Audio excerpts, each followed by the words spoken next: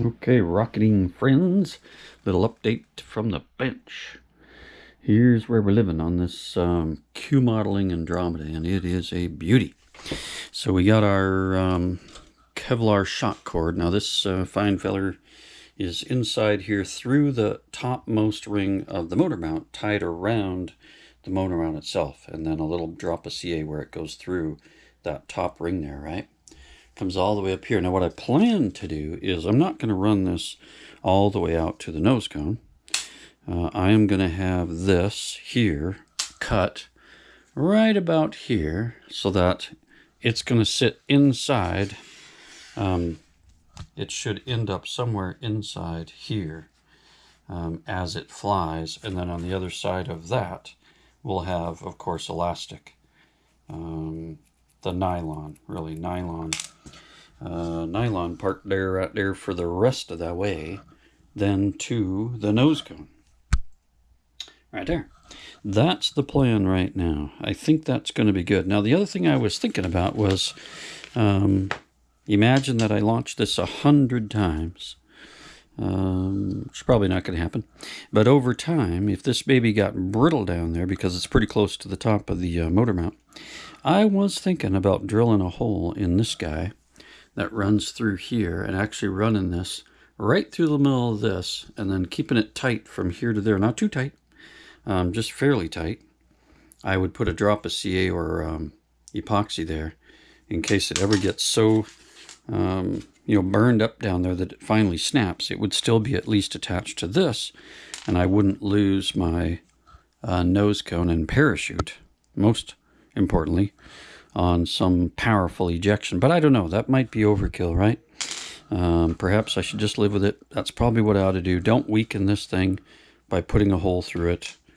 Just leave it tied there. And of course I'm going to be using dog barf wadding down there just above the motor mount anyway, so this baby will probably last a long time. But yeah, I got to get that back in there. And then I thought this thing might be good enough just sitting in there. It looked so good, but it comes loose. So I'm going to have to put it back in there and come up with some little cardboard circles, because the one they provided are too small.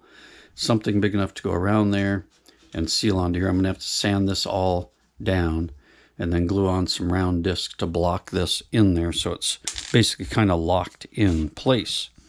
And then we got our body tube for the Citation Patriot. Bring that baby back to life.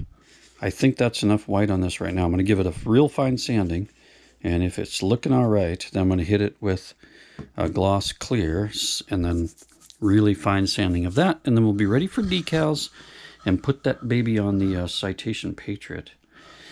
Oh, that'll be wonderful to get that thing ready again. So nice.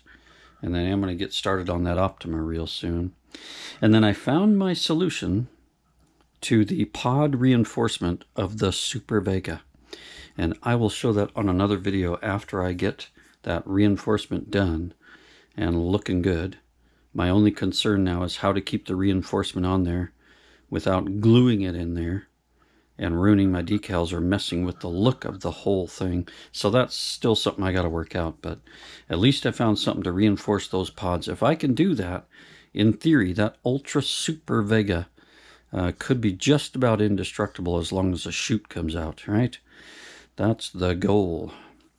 So yeah, a little update from the bench. A lot going on here, and the weekend coming up where I can hopefully get a lot done. Might have a launch this weekend as well. We're headed to a big park. Should be a lot of fun. So I appreciate you stopping by. We're getting more subscribers. Anybody who subscribed recently, I really appreciate it. Keeps me motivated, and I like that. So thanks so much. Tell your friends, like and subscribe. AC Model Rockets. And we'll catch you on the next one.